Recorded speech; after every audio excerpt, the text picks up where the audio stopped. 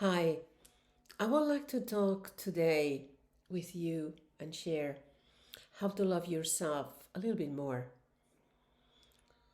Let's see, it's an issue most of us experience throughout life. Strange partners, snarky bosses, bored co-workers, aloof family members, and backstabbing friends. Our desire for love, attention, approval, and acceptance from others seem to be embedded into the very fiber of what it means to be human. And yet, more and more of us are starting to realize that waiting around for our entire lives groveling at the feet of others isn't time well spent. So, welcome to the self love movement, huh? Even the very thought of self love sends shivers down our spines because it is so foreign to us, and yet it makes so much sense on a very visceral level. And yet, despite how appealing learning how to love yourself more is, it seems like a Herculean task in the face of the lives we have built for ourselves. For example, how can you learn how to love yourself more when people label you as being selfish and neglectful? How can you learn how to love yourself more when your environment is positively toxic and depressing? How can you learn how to love yourself more when you have no positive role models? How? So,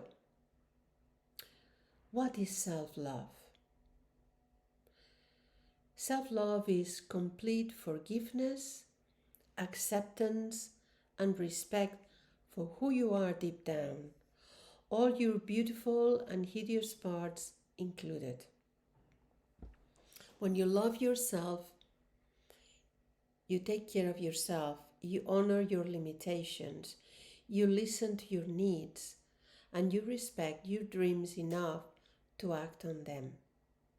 When you love yourself, your happiness, health, and fulfillment are all of paramount importance because you realize that without loving yourself, you will never be able to genuinely love others. So, how do we love ourselves more in an age of naysayers? On an unconscious level, most of us hear the same things in society. They're like subliminal messages, and they sound something like this: you have to make people like and accept you just like us. You have to put others' needs above your own all the time with no exception, just like us. Another one would be uh, you have to confirm the status quo and fit in just like us. And surprisingly, you have to be unhappy and discontent just like us. Does it sound familiar? This last one is very strange, isn't it? But the reality is that most people don't truly like being happy. Instead, they prefer comfort, stability, security, and control. This kind of childlike mindset is precisely what makes most people so hesitant to support their self love journey because it directly contradicts what they have invested so much of their effort into, meaning comfort and mediocrity. The truth is that when you start practicing self love, you become a social heretic. You stick out. You stop fitting in. You cease being one of those misery loves company pack members who thrive on self pity and cynicism. And suddenly, this puts you in a very uncomfortable position, a position where you have to choose between taking the narrow path or the wide, easy path. Some of us give up. No, not all of us. Others of us persist. but end up withering under the weight of social pressure. But then some of us continue on that lonely path, being comforted by a few on the way, but otherwise battling against the constant onslaught of "you're not good enough, you should be like us, you aren't worth it, you're so selfish." So, loving yourself truly and unconditionally, loving yourself in this era is a breathtaking accomplishment. It is a rare achievement that many claim to have developed, but few have actually achieved. I'm going to talk about some tips that you can actually use if you feel so, that I learned on the way. Learn to be discerning and say no, that's not true. You will hear a lot of things on your path, some consciously and some unconsciously.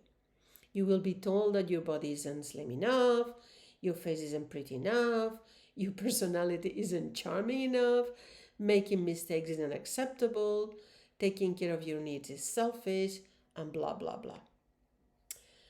Not all of these untrue and unhealthy perceptions will be immediately obvious.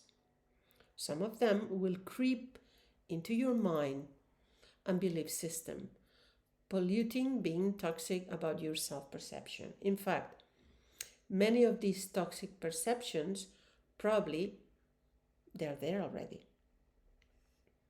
Not many people talk about discernment when it comes to learning how to love yourself more. Discernment is largely a dull sounding word, but it is so important. For instance, how can you tell truth from lies without learning how to be discerning? To learn how to be discerning, you need to question everything. Yes, this can be tiring, but it is worth every ounce on your effort. Why? Because being discerning will help you to sort through a lot of mental rubbish, antiquated beliefs, harmful ideas. So, learning to say no, that's not true, helps you to discover what the truth actually is. And then the truth is always grounded in unconditional love. Another one. Realize that other people are scared and in pain. How can a person who only knows conditional love give you unconditional love? That's like expecting a baby to climb a mountain. It doesn't happen, and it can't happen. Therefore, what is the point of mourning the impossible? What is the point of getting wound up and unhappy over the people in your life who not only don't support you, but also speak against you? The very actions speak of the abject lack of true love they have experienced. Isn't that so very sad? Most people not only don't possess unconditional love, but they're also caught up in an underworld of fear and pain. This fear and pain is sourced from delusion that they are separate from life, that they are humans having a life experience rather than life having a human experience. Once you realize that people are scared and in pain, it takes out the sting from their disapproving stares and mistreatment of you. Once this realization hits you, you stop reacting to their negativity and start feeling compassion for them.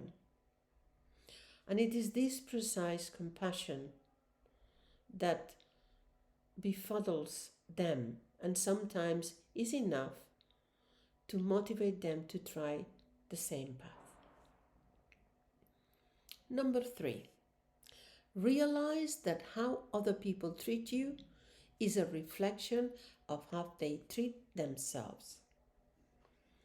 It hurts to be the only one in your social circle trying to take responsibility for your life. It hurts to be rejected by your friends, family, or both because you are taking a different path. Learning how to love yourself more undeniably hurts badly sometimes, and other times it feels blissful and wondrous. But if there is any lesson you can take away from the way people treat you, it is this: their actions often mirrors how they treat themselves. Do you think that a person who mistreats you thinks they are superior to you?